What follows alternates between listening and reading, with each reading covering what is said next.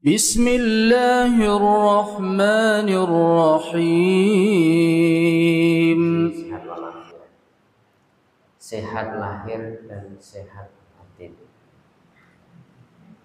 Terima kasih kesempatannya. Pada kesempatan sore hari ini kami ingin menyampaikan tentang persaudaraan Islam dalam konteks kita nyebut namanya Westwood, gitu ya. Westwood itu kalau bahasa mudahnya adalah makanan berlebih, gitu ya. Westwood, makanan berlebih. Kita semua kalau makan, gitu ya, kadang itu ada sisa, ada lebihan. Kalau bahasa halusnya makanan lebihan, turahan. Kalau mungkin bahasa ini kan nyisani, gitu ya. Baik, bagaimana perspektif persaudaraan Islam dalam konteks ini? Jadi persaudaraan Islam itu memang terus kita tumbuhkan dari hari ke hari, dari tahun ke tahun, supaya bagaimana masyarakat Islam yang ada di minimal di lingkup keluarga itu terjalin erat. Yang lebih luas adalah lingkup RT, lingkup RW, dan seterusnya sampai lingkup dunia.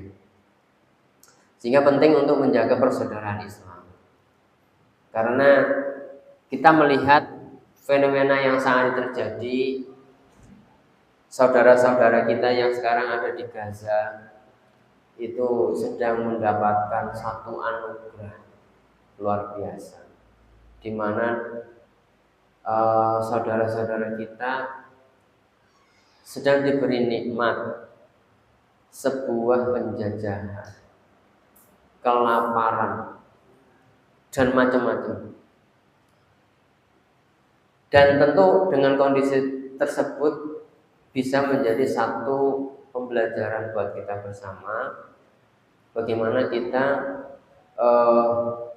menjalin persaudaraan Islam. Bahkan kalau melihat geopolitik internasional, Arab Saudi, kemudian UEA, kemudian ada beberapa Irak, itu bahkan cenderung ke arah Amerika.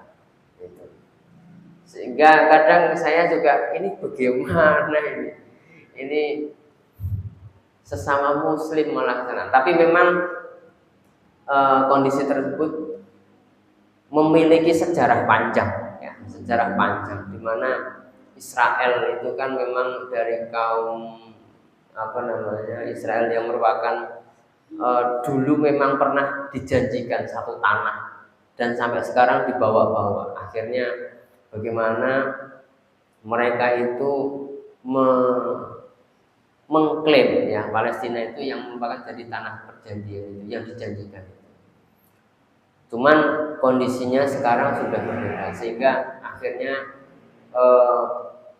terbentuklah satu gerakan yang namanya Zionis, sehingga dia bersama-sama dengan sekutu mereka untuk membuat negara yang namanya Israel. Itu skala yang secara global. Namun kita barangkali kita awali dulu dari lingkup-lingkup kecil di lingkungan kita terkait dengan persaudaraan Muslim. Sebagaimana hadis riwayat Bukhari dan Muslim, al-muslimu akhul muslim. Seorang muslim itu saudara bagi muslim yang lain. Dan ini saya juga merasakan waktu saya ke Filipina itu, terasa betul ketika kita ketemu sesama muslim di luar area non muslim, itu rasa betul kesamaan kita sesama muslim itu rasa banget, gitu ya. Mungkin kalau kita di sesama muslim yang banyak seperti ini kan kayaknya nggak rasa amat, gitu ya. Tapi ketika di luar sana itu rasanya itu lebih gitu ya. Sehingga hal yang seperti itu tentu perlu kita tanamkan terus gitu ya, sedari kondisi-kondisi yang dekat-dekat dengan kita. Selain itu juga di dalam Al-Quran surat Al-Imran ayat 103, di sana Allah memberikan satu ayat yang artinya, dan berpegang teguhlah kamu semua pada tali agama Allah dan janganlah kamu bercerai-berai. Dan Allah sudah mengingatkan hal tersebut supaya kita semua sesama muslim untuk tetap bersatu padu dalam kondisi apapun. Ya tentu dinamika yang kita lalui saat ini bukan berarti satu kondisi yang memang sudah bagus, tapi memang dinamika itu perlu ada supaya kita semuanya harus merasakan ya bagaimana persatuan itu berproses. Kalau ibaratnya satu Indonesia itu sudah bersatu sejak dulu itu ya mungkin para pejuang nggak punya amal ibadahnya gitu. Sehingga bersatunya para pahlawan sehingga memperjuangkan Indonesia yang wilayahnya itu sangat luas sekali, lebih besar daripada Malaysia, lebih besar daripada Jepang, lebih besar daripada Cina, dan bahkan kalau Cina mungkin 11-12 ya. Dengan wilayah yang begitu besar, ketika tanpa satu persatuan, persaudaraan, pasti tidak akan memperoleh yang saat ini ada. Sehingga ini penting bagaimana kita menjaga persaudaraan sesama muslim. Selain itu juga di dalam Al-Quran surat Al-Maidah ayat 2 yang artinya, dan tolong menolonglah kamu dalam kebaikan dan takwa, dan jangan tolong menolong dalam dosa dan permusuhan. Ayat ini memang saya juga merasakan cukup berat bagi saya yang mungkin pengetahuannya atau ilmunya memang masih sebatas yang saat ini saya punya. Karena memang banyak sekali yang kadang kita tuh merasa apa yang kita lakukan saat ini benar, tapi dilalah ternyata itu tuh nggak benar.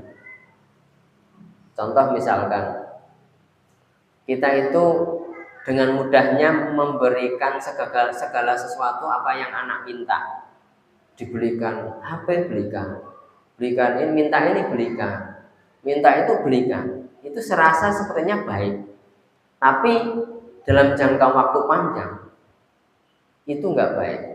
Karena apa? Anak tidak tahu proses terhadap memperoleh sesuatu. Sama seperti yang mungkin barangkali yang kita lakukan saat ini.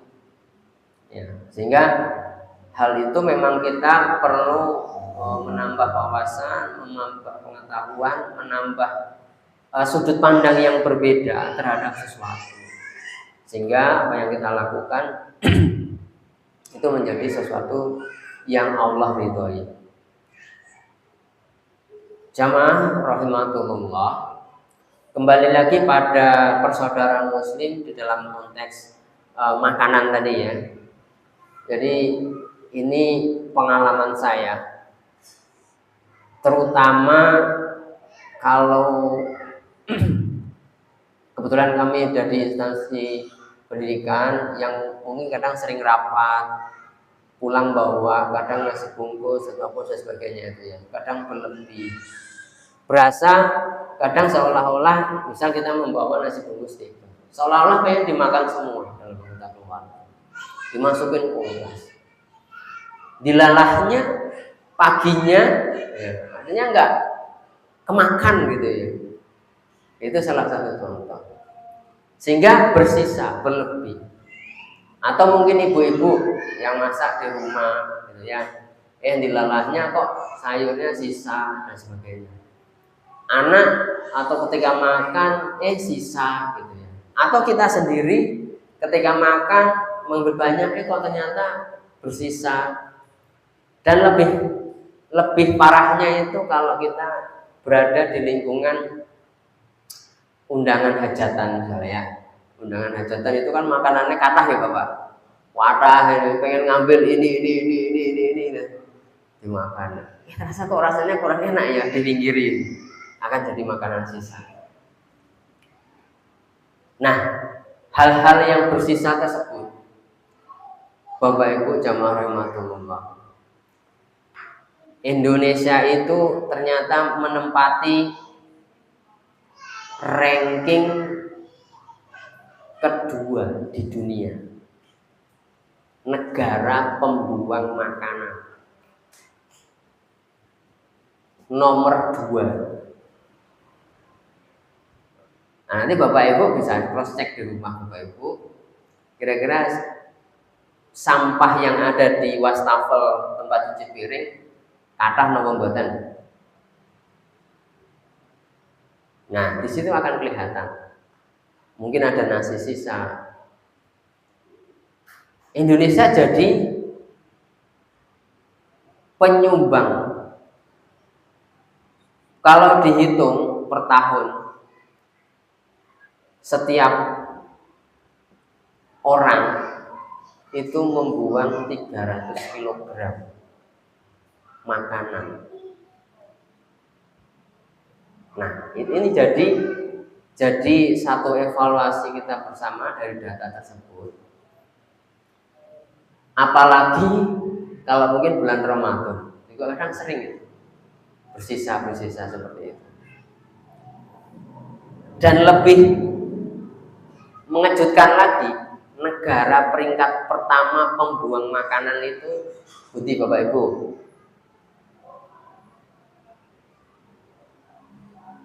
Budi Bapak Ibu, ada yang tahu? Arab Saudi. Arab Saudi jadi negara pembuang makanan terbesar di dunia, mencapai 427 kg per tahun makanan dibuang. Mungkin Bapak Ibu yang sudah tindak umroh ataupun haji bisa melihat fenomenanya seperti apa supaya nanti di cross checkkan. Jadi ini berlebihan makanannya sepertinya kita sebut dengan besok. Lantas bagaimana sih sebenarnya hubungannya dengan persaudaraan Islam? Jadi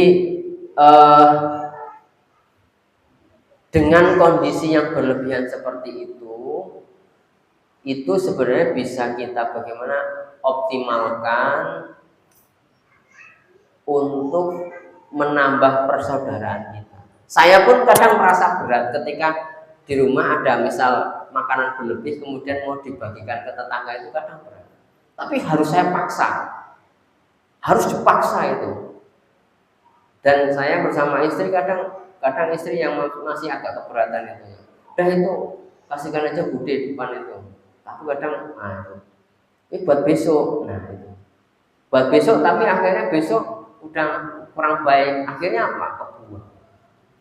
Sehingga dari hal ini sebuah konsep merasa cukup terhadap sesuatu, terkhusus makanan, itu penting. Jadi lebih baik kita itu makan secukupnya, kemudian yang sekiranya berlebih itu kita kemanakan? Untuk saudara-saudara kita. Di mana? Sebelah rumahnya. Bude niki ada snack sedikit. Pak D niki ada snack sedikit. Ada pisang. Jadi itu sebagai salah satu cara bagaimana kita mengeratkan di lingkungan kita, terdekat saja dulu, terdekat. Kalau saya di kampung, kebetulan kampung saya itu Jogja, hal seperti itu biasanya kalau ada hajat-hajatan itu biasanya bagi-bagi seperti itu lumrah ya, dibagi-bagi. Tapi kebetulan saya kemudian ke kota Semarang, itu ya awal-awal agak aneh gitu ya, tapi lambat laun karena Misalkan saya dengan depan rumah, dengan budi, dengan samping-samping itu, ya apa adanya. Misal ada apa ini berlebih dibagikan, ya diterima. Hal seperti itulah membangun sebuah ukhuwah, sebuah persaudaraan sesama muslim. Sehingga dengan kondisi tersebut kita akan mampu menjalin persaudaraan itu dari makanan yang berlebih tadi. Sehingga tidak akan menjadi makanan sisa yang endingnya, akhirnya itu kurang manfaat. Memang sungguh betul agak apa itu hati kalau untuk ini kan untuk keluarga itu bagi-bagikan. Tapi saya sendiri memang harus melawan hal-hal yang seperti itu. Akhirnya ketika misalkan ada nasi, ada kue bundar gitu ya, udah separuh kasihkan, kita apakah separuh cukup untuk keluarga? Ya alhamdulillah cukup daripada sisa nanti. Kadang saya itu juga sering protes dengan istri, di kulkas itu banyak makanan yang tertampung gitu ya. Ya kalau kulkas nanti akhirnya ujungnya jadi keras gitu ya. Entah kue, entah apa gitu. Kadang-kadang ini loh. Daripada seperti itu, lebih baik kita tadi bagaimana kita menjalin dengan tonggo teparo. Dan apabila itu dilakukan artinya satu mungkin dasawisma atau mungkin nanti antar sesama RT itu insya Allah ukhuwah kita, persaudaraan kita itu akan lebih erat dari hal tersebut. Karena memang Bapak Ibu semuanya, kalau dilihat dari kebutuhan manusia, kebutuhan makan minum itu memang kebutuhan dasar. Artinya memang kalau makanan itu memang kita kayak berasa butuh banget itu memang iya, karena itu kebutuhan dasar.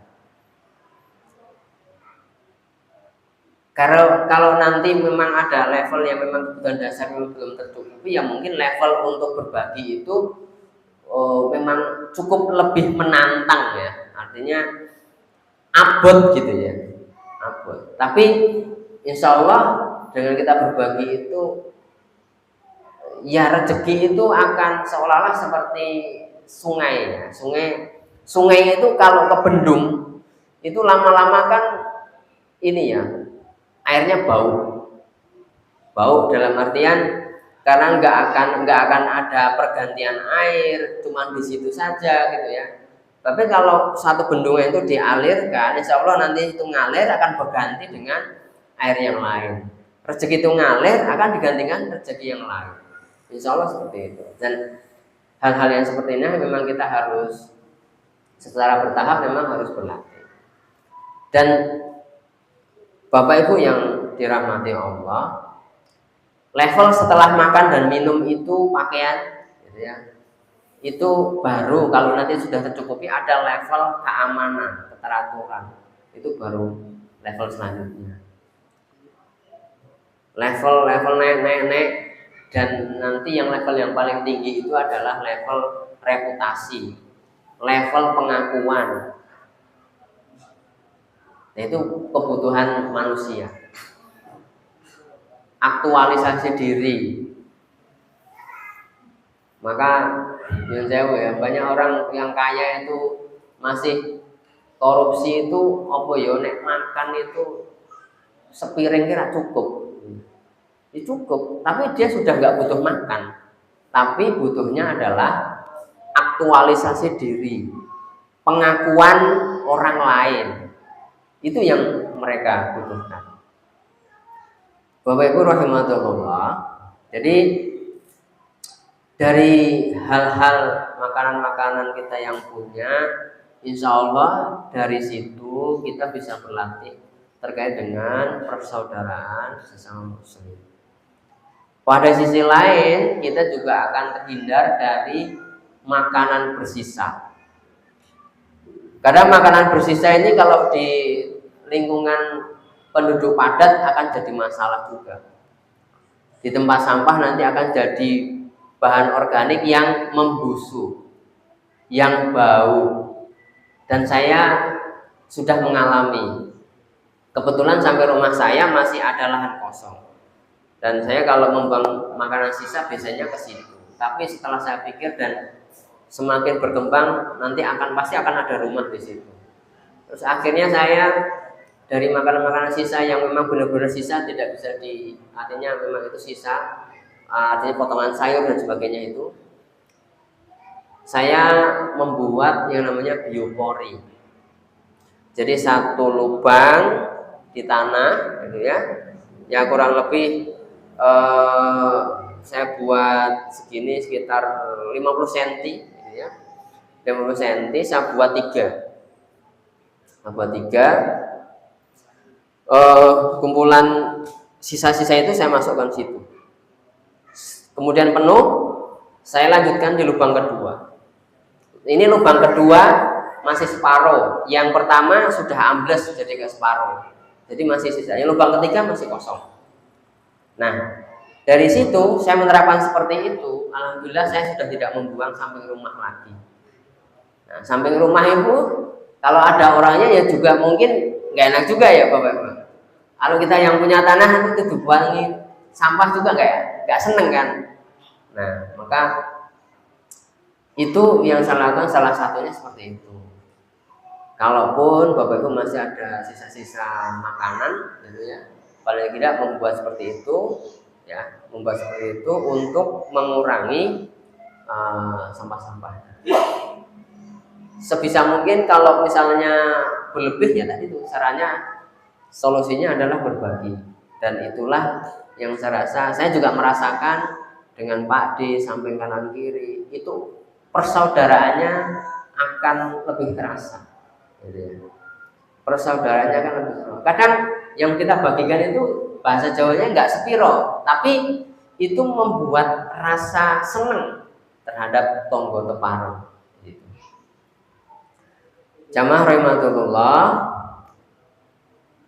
Ini juga merupakan satu terapan dalam ayat Quran Al-Isra, ya.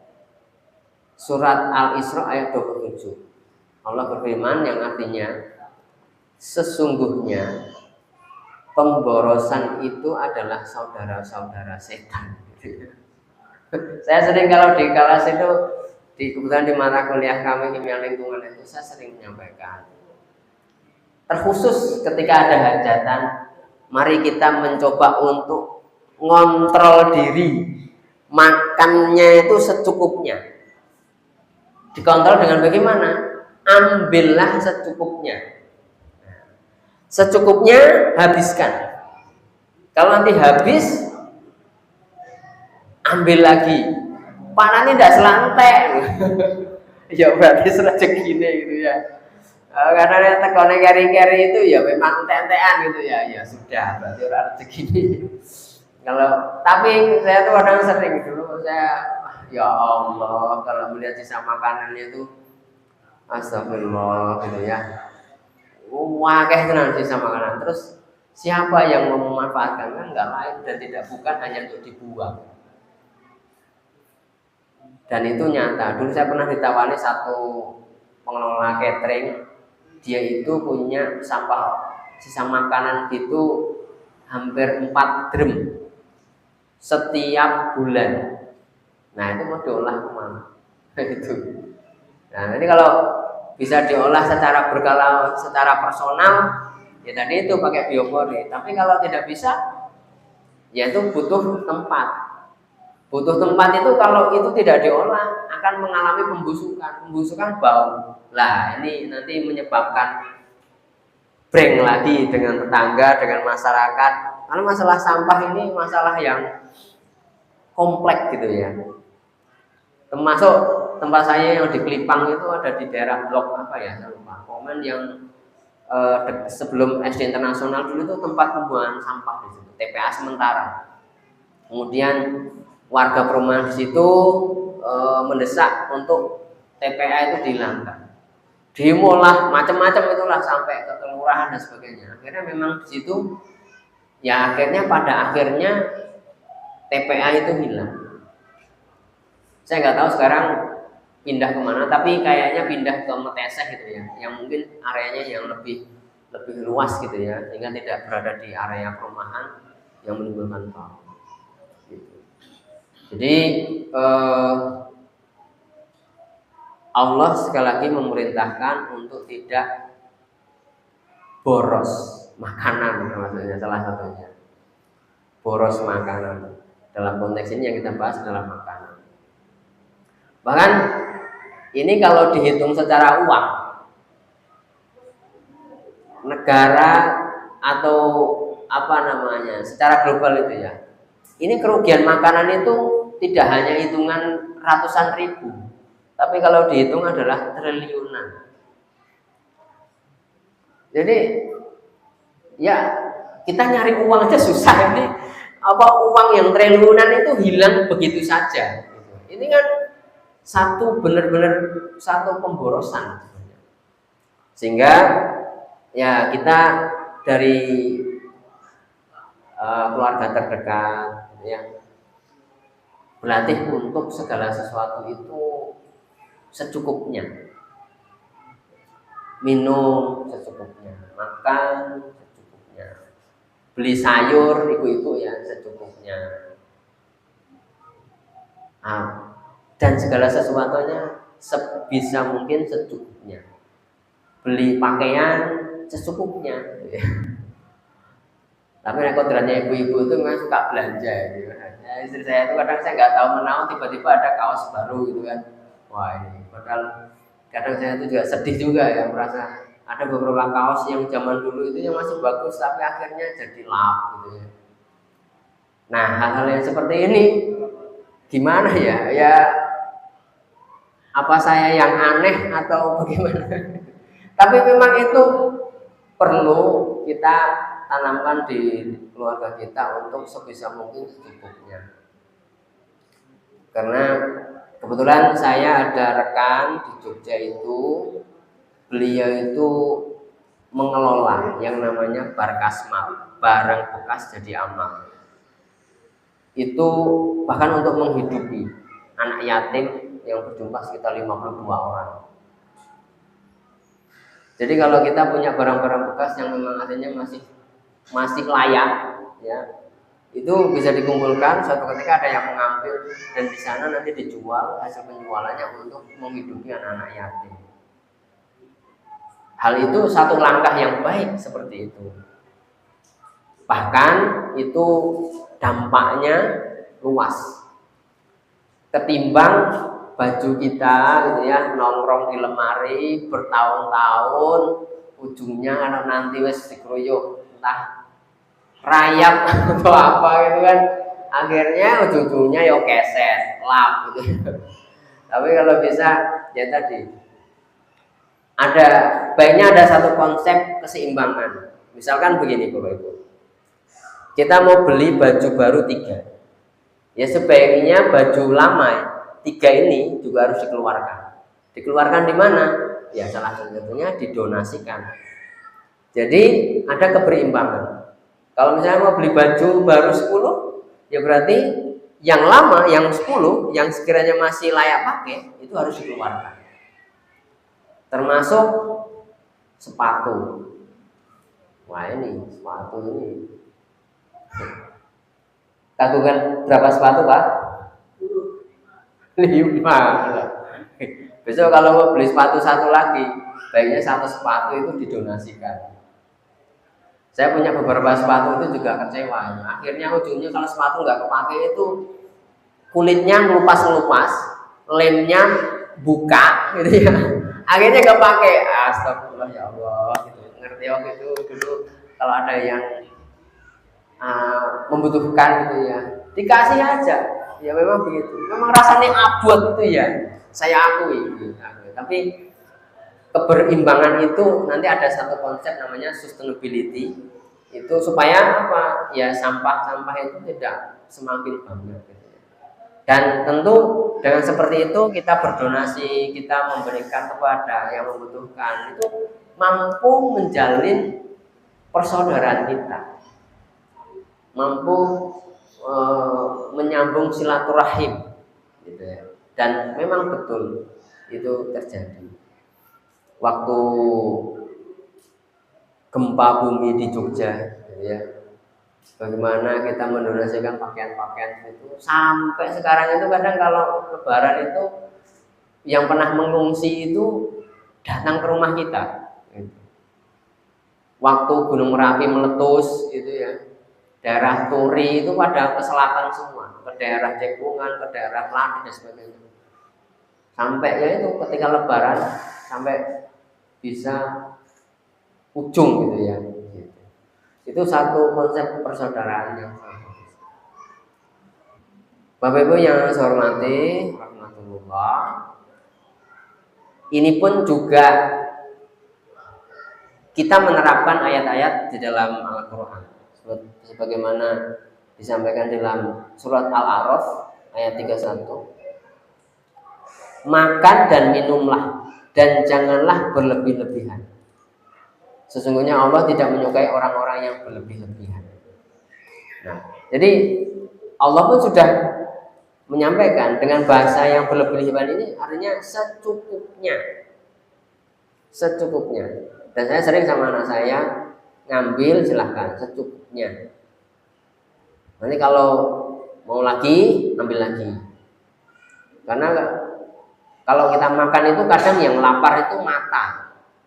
Mata itu jauh lebih lapar ketimbang perut. Kalau mata itu seolah-olah enak. Ya. Tinggal mana kan? Aduh, kok semarang ya. Lah itu. Jadi lapar itu mata. Kalau tidak dikendalikan, akhirnya bersisa.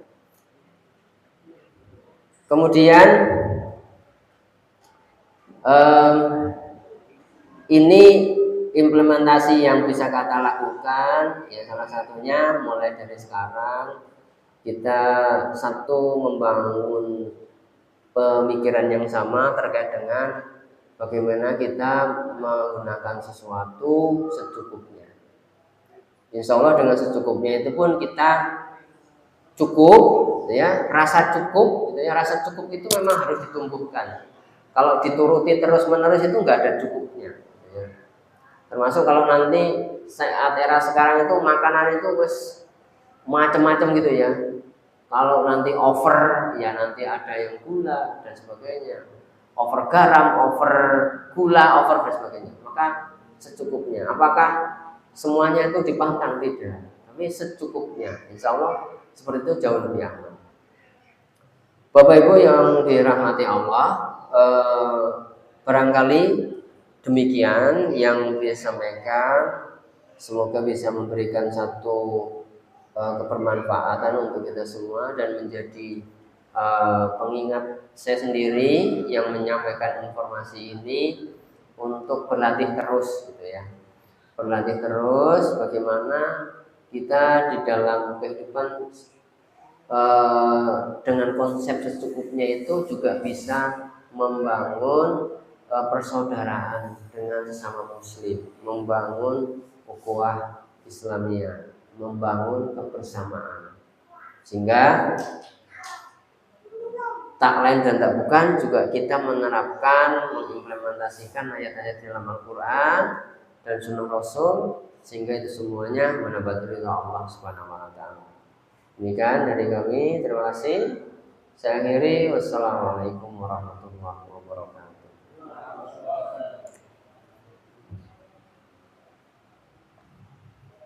Terima kasih atas penyampaian dari Ustaz persaudaraan Islam melalui konsep dan tidak berhubungan dalam konsumsi keluarga. Saya waktu lebih sampai 5 menit Indonesia. Kami juga sampai berkalian menjadi bertanya. Ada Ustaz yang selamat atau ibu sekalian.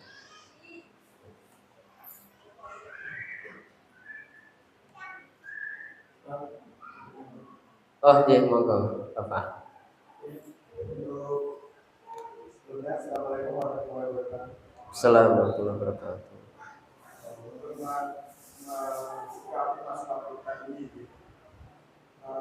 kalau Indonesia itu diadakan untuk ketahanan pangan. Bahkan tanah yang tidak manfaat atau yang mati itu untuk pertanian atau bermanfaat. Karena mungkin mengajar perang saudara atau perang negara pasti dengan Israel. Sedangkan kita mungkin dari mana politiknya itu kita mengirimkan bahwa tidak sampai. Ini akan negara, menurut negara mungkin bisa menolak. Nah, seperti itu, maka membangunkan air pun untuk mandi, anak pun sampai laparan. menjadi laparan. Nah, untuk mengkondisikan kita karena maaf ya, kita kan programnya di sana ada dengan juga yaitu yang 12 akan dididik berbagai izin pakai. Nah, untuk memanjakan makan. Nah, ini intinya membranding masyarakat kita itu agar mengonsumsi sesuatu yang berlebihan. Nah, untuk manusia ini kan perlu kekuatan lokal. Asal mungkin yang dimulai sampai berseru dari sampai itu berarti kita melihatnya berikan.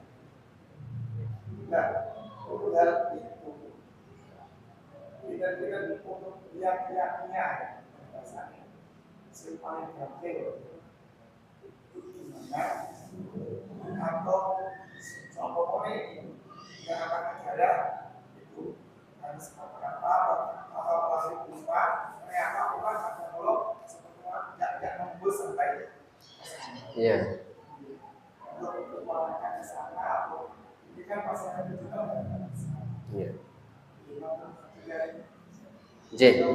Mas Arson. Jadi saya kemarin ya saya tuh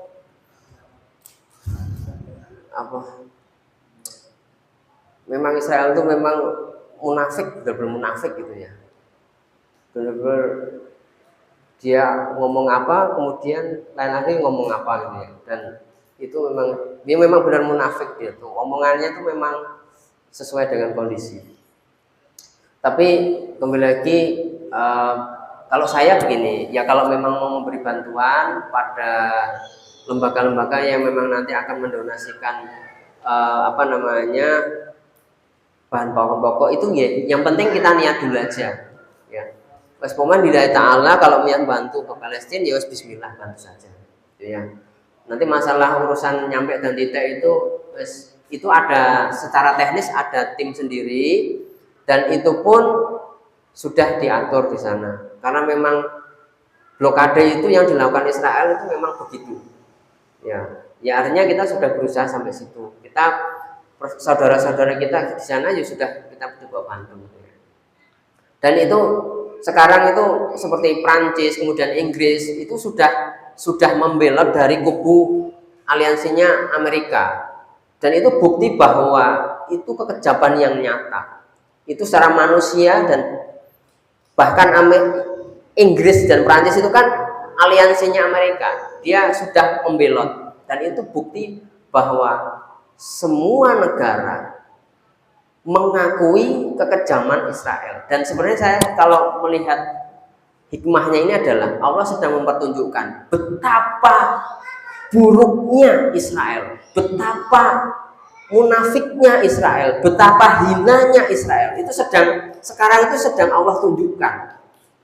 Ya, sedang Allah tunjukkan sekarang itu. Mungkin yang dulu nggak percaya, banyak netizen yang masih mendukung. Allah tunjukkan betapa kejamnya sampai anak-anak kelaparan, mati dan sebagainya. Itu sedang Allah tunjukkan. Kemudian kalau sisi yang langkah yang paling mudah ya kita awali dari keluarga diri dulu sih Pak. Diri dulu untuk merasa lebih cukup, merasa ya misalkan minum 1 gelas cukup atau mungkin makan 1 cukup, berlatih cukup dulu untuk tidak, kadang memang perut itu enggak seberapa tapi mata itu laparnya naudzubillah gitu ya. Apalagi sekarang itu barang-barang banyak banget, cara belanja macam-macam itu hampir semuanya mau dibeli, mau dimakan dan sebagainya. Yang itu memang kita harus tanamkan mulai dari diri dulu, keluarga, nanti kalau ada murid ya ke murid pelan-pelan. Yang penting kita niat lillahi ta'ala untuk menyampaikan ayat-ayat Al-Quran sebenarnya untuk hidup tidak berboros, untuk secukupnya dan sebagainya. Mengatakan gitu Bapak. Demikian matur suwun.